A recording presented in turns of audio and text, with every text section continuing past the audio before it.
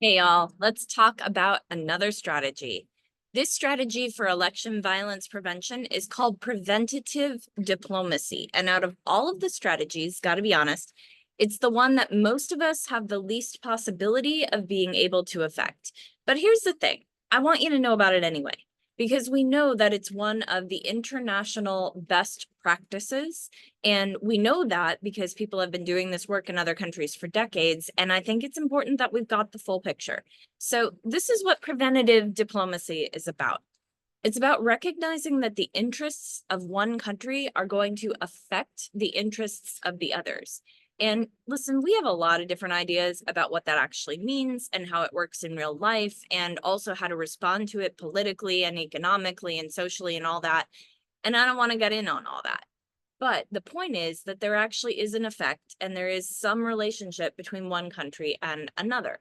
In preventative diplomacy, international alliances or other countries get together and they speak with politicians and candidates who are in a country that is in danger of election violence or experiencing election violence. And they say, yo, like, this is not okay. We need you to behave in ways that are less likely to contribute to the rising violence that's happening in your country. So basically, this is international pressure of some kind. Diplomacy can be the kind of pressure where they're saying you're going to do this or else, and diplomacy can be the kind of pressure where they're saying you're going to do this, and if you do, we'll do the following for you. And sometimes it's just a moral appeal, but that honestly tends to, as far as I know, be less effective in the diplomatic world. One of the questions that I have that's really open to me here is that there's a lot of nonviolent, there's a lot of like nonprofit organizations or non-governmental organizations, NGOs is what they're called in a lot of places, and sort of international groups and diplomatic groups that have done this for countries in Central America and Asia and Africa. But who's going to do this for the United States? We actually might be able to use some help in this particular area, and yet it's really difficult to know just based on the way that the US tends to act in the world and tends to think of itself, who will intercede to say, listen, you need to change the ways in which you are behaving.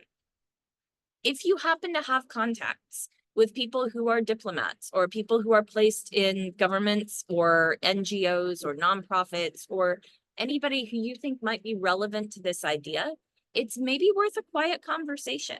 Just, one-on-one, not in a big public way, and just saying, this is a concern that I am having in my country. And I know that you do this kind of work for other countries.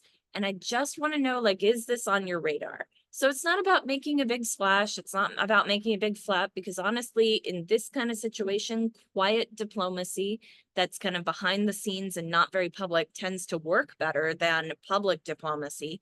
But just have a little conversation and say, is this something you've thought about? So that's a strategy. It's a preventative diplomacy strategy. And next time we talk, I'm going to another common question, talking about when I'm focused on behaviors and environment, am I really just making an argument that is both sidesism? That's next time we talk.